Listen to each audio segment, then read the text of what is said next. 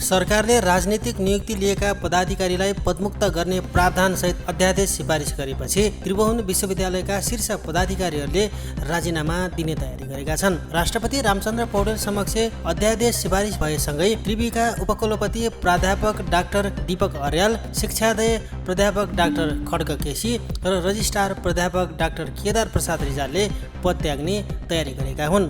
स्रोतका अनुसार बिहीबार बिहान बसेको पदाधिकारीको बैठकपछि उनीहरू मार्ग प्रशस्त गर्ने निष्कर्षमा पुगेका छन्।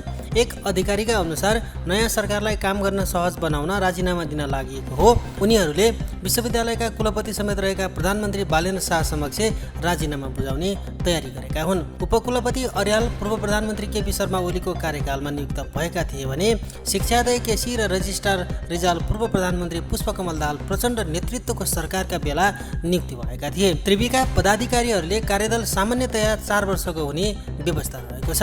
2/3 नजिक बहुमत सहित सरकारमा आएको राष्ट्रिय स्वतन्त्र पार्टी रासपाले सुरुदेखि नै राजनीतिक नियुक्ति लिएकाहरूलाई हटाउने सङ्केत दिएको थियो, तर सरकार अध्यादेश मार्फत नै यस्तो निर्णय कार्यान्वयनतर्फ अघि बढेपछि पदाधिकारीहरूले राजीनामा रोजेको बुझिएको छ।